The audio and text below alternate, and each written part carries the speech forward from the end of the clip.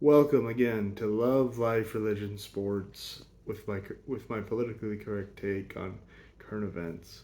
Finally got all the technology synced up and going together. This is great, wonderful. So, let's talk about love. You guys remember that song? Let's talk about love. Anyway, so question theme to this show being that it's an hour long. Each topic, there's four of them. But since I have peppered in politics because of popular request, it'll now be a five-segment show, and I will speak on each subject for a whopping 12 minutes. So I will answer sometimes multiple questions that I come up with within a question within a question, a dream within a dream, and I will speak on certain things. And I noticed this. I've been watching some film about their podcasts and a big success that they have. One is if anybody wants to apply to be my co-host, I will pay in brownies and hugs, and I give great hugs. Just kidding. But I noticed the co-host is great. But I also noticed that it really is just to help keep the speaker on point. And being a good multitasker, I feel I can do that by myself. So that's how I'll do it. And now, love. I mean, what is there to talk about today about love? Let's.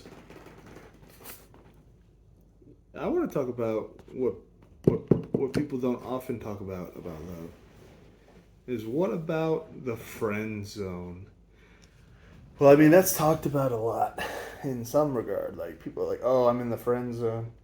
Oh, this or that. Oh, blah blah blah." And I'm like, "Well, it's cool to be in the friend zone for many reasons. One, friends come much easier than girlfriends or boyfriends or man friends or woman friends. I think relationships, if you, when I have kids one day, or to my media that listens to my show, I strongly advise you learn to be friends with a woman before you learn how to date a woman because um, learn young. Befriend your parents. Befriend your teachers, your classmates, and uh, if all you're thinking about is um, no better way to put this, getting in the pants of someone that you're you're talking to, it just degentrifies the relationship, and it doesn't really make sense for you two to be talking because unless that's the desires of the other person, but it's not whole. It's just kind of shallow and pedantic. Now, on the flip side of the negatives of the friend zone, to some feel that it's perpetuated when a girl doesn't isn't interested in the guy, and all they do is make them friends, and the friend zone is a permanent state that can never be crossed, and that is the biggest load of bull jive, as my good friend Shannon Sharp says. I don't know him, but he just says it. But it just if you can be a woman's friend, they'll tell you things and you'll learn things about them, and it's much more likely that you'll date the person than if you just go up to her and give her the old "What's your name? What's your sign?" line. You know what I'm talking about. So, just in my honest opinion, just be friends. Just just just learn to be a friend. Your greatest skills in life when it comes to relationships aren't the things that the physical intimacy, though it has its purpose and it's great. It's the times you're a friend to your spouse, your friends, your just there's so much to to to be to be sought after when it comes to being a friend. The only thing that is hard about being a friend is there is times some say a man can never be with a woman and not fall in love with her or whatever. Like be a friend. I don't think that's true. Another load of bull jive. But I also think it's like it. I was talking to some friends the other night, and they were telling me about how men have a tough time differentiating between friend love and friendliness and flirtation. And if you're being too, if you're a flirt like R. Kelly, then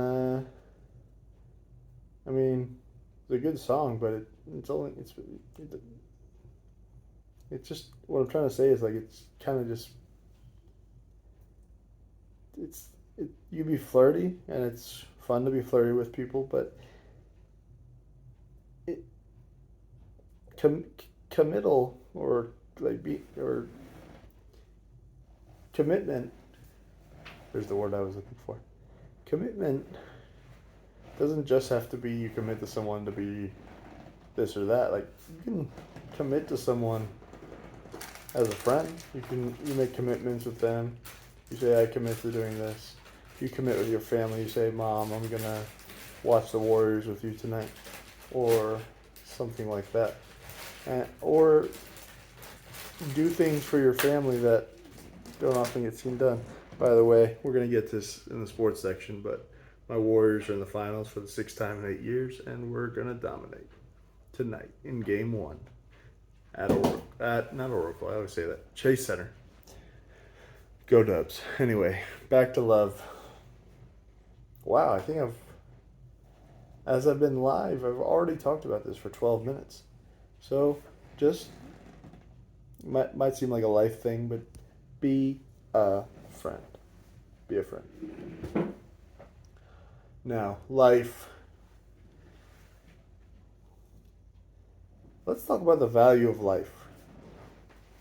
Let's talk about those dark feelings we have. Let's talk about how sometimes in life you don't want to live. That's the straight up way I can put it. Sometimes in life it's not worth it to see your way through a certain ailment or visitation or something of that regard, and it's just hard. It just makes it tough. But you have the power to overcome. I'm not discounting your situations. I'm not discounting your feelings, your hopelessness, your strength. But life is worth living, and the butterfly effect of taking a life, taking your own life, is ripples to every corner of a, a person's sphere of influence. Their family is devastated and everything like that. I'm not trying to shame those and mock people that commit suicide. It's a dark mindset, and I've been there. I've wanted to die myself, and I've felt things that are sad. I've had some suicide attempts, and I'm open with that because I want to stop the stigma that just because you feel like your life is over doesn't mean it's over. Just because you feel like things are going wrong for you doesn't mean that the world is ending. You have I know I call this show is called Love Life Religion Sports, but you have someone in your life. It doesn't have to be your father in heaven. It doesn't have to be someone that might not all of my viewers believe in. It can simply just be your mom, your dad, your brothers, sisters, friends, teachers. If any of you who are listening to my voice right now feel hopeless, stranded, or abandoned, then please call me right now. Pick up the phone, dial my number 551-666-3291. Again, it's 551-666-3291. I won't give you any advice. All I'll do is listen. All I'll do is help. by just listening and validating your emotions, because I know how it is. I've been there. I don't know all your pain. I don't know the depth of your pain, but I do know that it hurts, and I'm here to share in your hurt, because that's what friends, as I mentioned in the previous segment, do. Friends help others, and that is so important. Suicide is something that affects I cannot think of one family that I've known that has not told me a story of someone losing someone to suicide. It is awful. It is dark. It is deprived. That I'm not the idea of suicide, not the people that commit suicide. Because you just hate I. You see, with my religious outlook, I don't really fear death, or I grieve. Like, I feel pain when people die, but I don't. I'm not afraid of death. So when it comes to thinking of the idea of suicide, when I was having struggles and I was either just having a really hard time, those manifestations of my emotions, it made it my fear, my lack of fear of death made it almost welcoming to invite. And what was crazy about that, I know this is pretty dark and deep, but what I realized is that love conquers fear, and love supplicates those things that don't make sense in our lives. Like, why would we eliminate the thing that can bring us the most joy? Our brain, our heart, our organs that pump and produce hormones that give you great strength. Your family one day, if you or your friends that are your family. These things are all make life worth living. A good book, music, a sports game, a conversation, any of these things. Just remember, you have skills that you can use when you're having these thoughts, and the sanctity of life, the value of life is very important. I'm not going to call you, like I made this mistake when I was talking about abortion, I'm not going to call you a murderer if if you have suicidal thoughts, or if I don't call them murderers, the ones that kill themselves that I've known in my life. I, don't feel guilty. My bishop was telling me a story of how he knew the guy who owned Texas Roadhouse, and he had what was called tendonitis, and he was the nicest guy, always checking in on people, always doing these things. He just, one day, he couldn't sleep. He was getting 2 hours of sleep a night. Tendonitis is where you have it ringing in your ear. It can become unbearable, and he just takes his own life. And he was talking to someone that knew him very well, and he said, "I'm going to talk to you as I talk to as your bishop, as a bishop, and say it's not your fault." Like that's cheesy line in Good Will Hunting, but it's just not your fault. It's not your fault. There's nothing you could have done. That's his decision. But all you can do is let go and let love preside, and love come in, because that is what's needed in this world.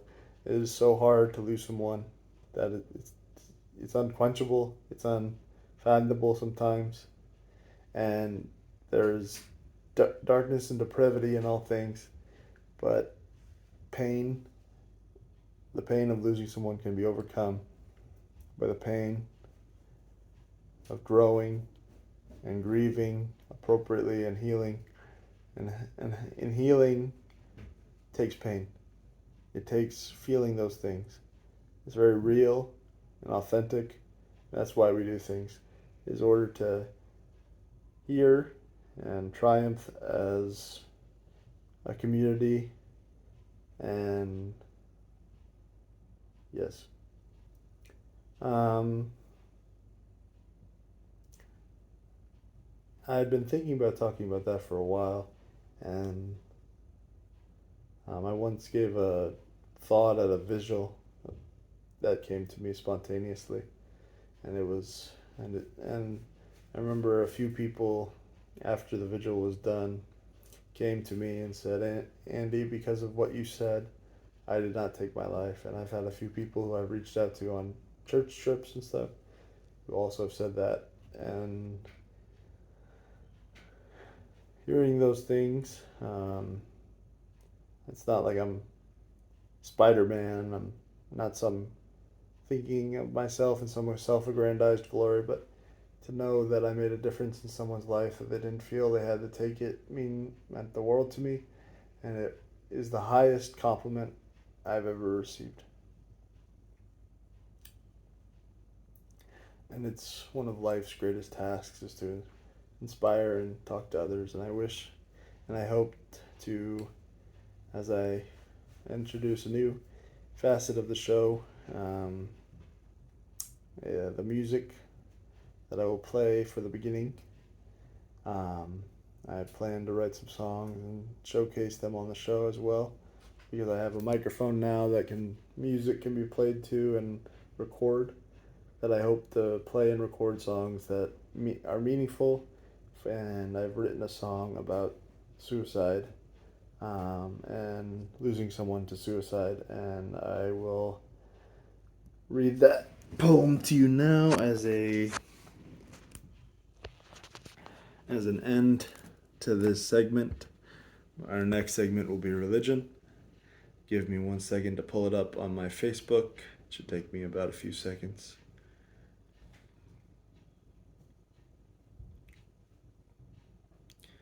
Okay. So I go to my messages. I have the Messenger app, but I'd rather just do it like this. Okay. Just give me 1 second. You might not hear me as well if you're tuning in on Facebook Live. You should be able to hear me just fine on my phone.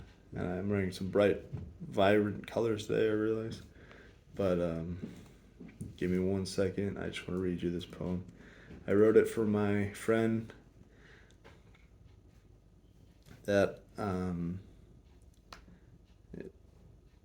my Facebook friend, we met through a club. I'll talk about that at the end. But I wanted to read this.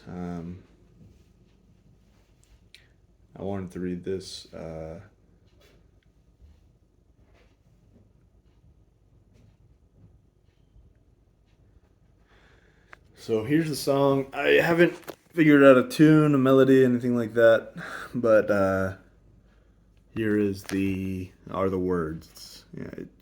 Songs are all poem in form. So darkness falls, 2 missed calls. I lose all my friendship. Why'd he quit?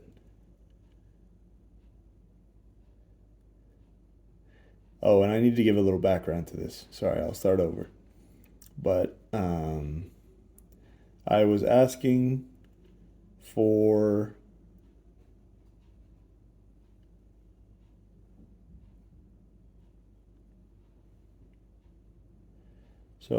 I was asking for topics to write about, because I was starting a music project back then, but I didn't really have the funds or anyway, just long story short, I didn't get to produce the songs. But now that I'm rolling in it, just kidding. Now that I have budgeted a bit better and saved a little bit and done some things, I've been able to invest in some things that will help me produce, and I'm starting a band, and I just got the band name from my good friend, life coach, dating coach, Jody Parkinson, and the band name is YN. It means your name in fan fiction, like your name here. It's very meta, like a band name that's your name. And me and my good buddy, I won't disclose his name at the time because he's very private, but we're gonna put out some music. For now, on the channel at least, he lives a little bit farther away, and we don't want to put out our product without for the podcast. But I will be playing some guitar and producing songs for the podcast and showing my stuff on there. and uploading those to Spotify as well. But for now, let's read that poem, some context. My friend Ryan had witnessed his friend's suicide, and that can be, just hearing that is so sad. And here's what I wrote to try to show reverence for the dead. Darkness falls, 2 missed calls, I lose all, my friendship, why'd he quit? Tell me, God, where's the rod? This facade of a mind, I wouldn't mind a rewind, take my mind. Oh, please, God, you're divine, take what's mine, my crying, send me mine. He was mine, let him shine, let him dine with you above, you both, I love. Send me a dove so I can feel something real, let me heal. Oh God, feel what I feel, seal the deal, bless this meal, my best seal, for you I feel, my friend, his end can mend me again, amen. It was very, when thinking of friends and thinking of suicide, I am always turned to spirituality because of the angels that are before us in my mind and the vibes we feel from the other world.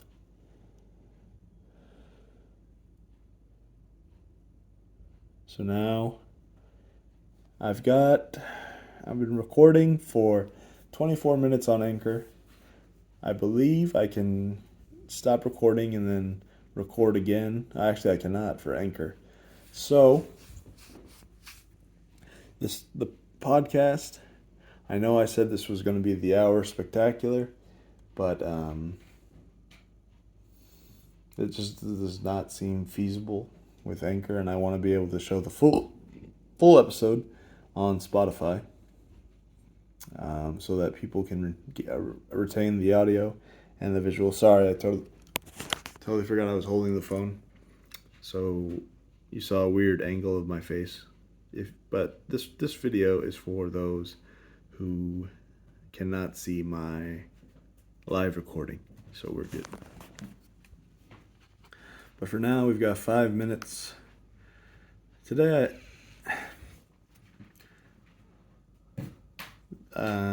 going along with suicide.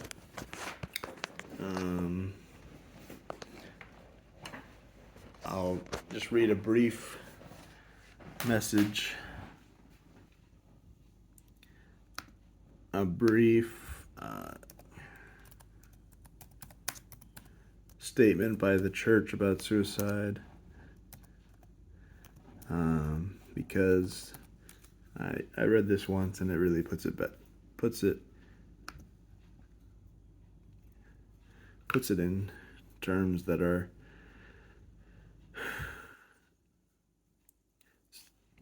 so suicide is. This is from LDS churchofjesuschrist.org. Counseling resources.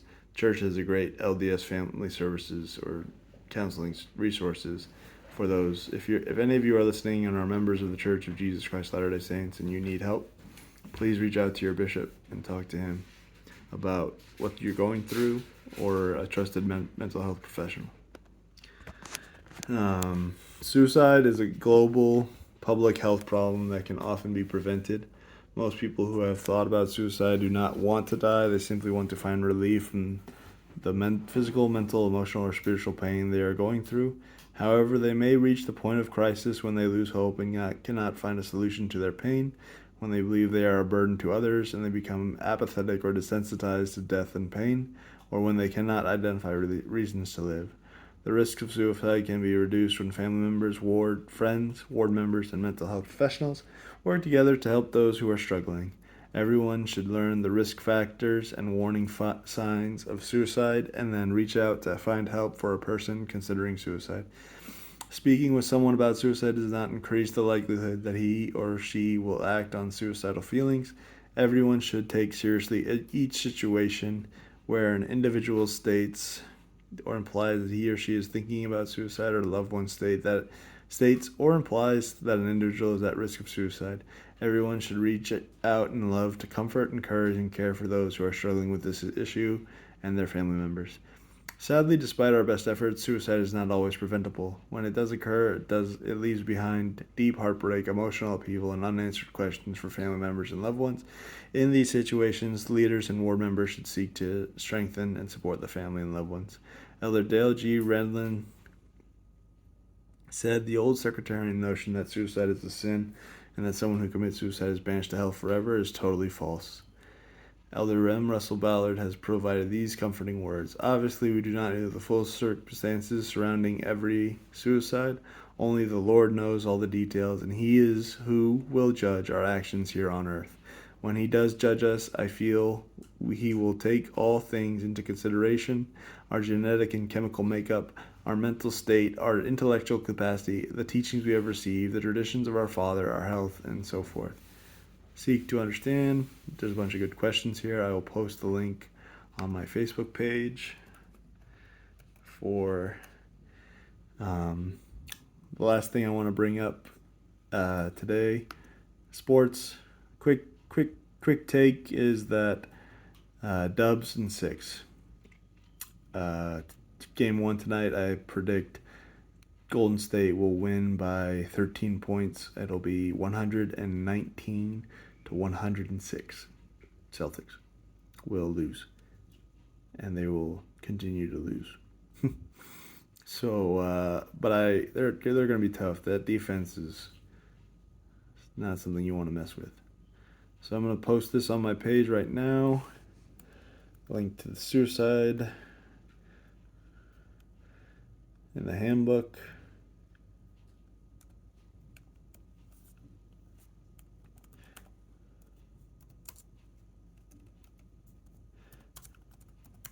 And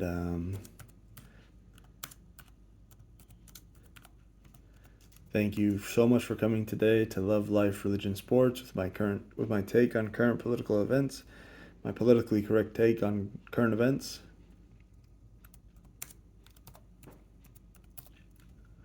I would encourage you to speaking on suicide, I would encourage you to wish all of your LGBTQ plus friends and family a happy Pride, and just know that we care so deeply for you, and we're with you, we support you, and all of us don't know exactly what you're going through, any of you, but we know that you're loved and you're supported, and there's nothing we want more than to see you succeed, however that may be. Thank you. I believe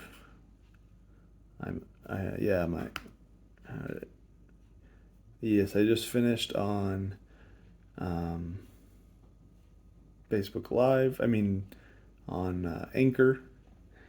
I'm gonna go till I reach 30 minutes on my YouTube, on the video I'm uploading to YouTube.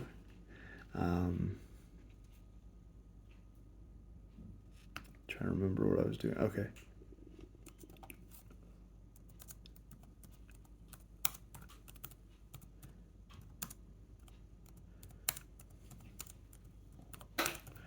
And this has been such fun. I'm glad to be back. I understand my reasons for not posting last week, the depth of the tragedy, and my schedule got crazy busy last week, but I'm so glad I was able to do 2 podcasts this week. The length from now on will be 30 minutes always. I just got to carve out some time in each segment, and it's got to sync up the button pressing on my computers and my phone. It's a little bit of a pain in the butt, but it's all good.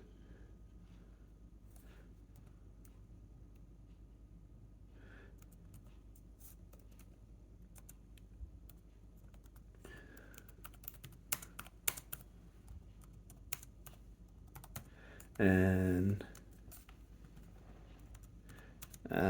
with that being said, good night and have a wonderful day. Root for the Warriors tonight and watch along with us. Text me if you want to talk about the score or talk about your feelings. Both I will warmly welcome. Later.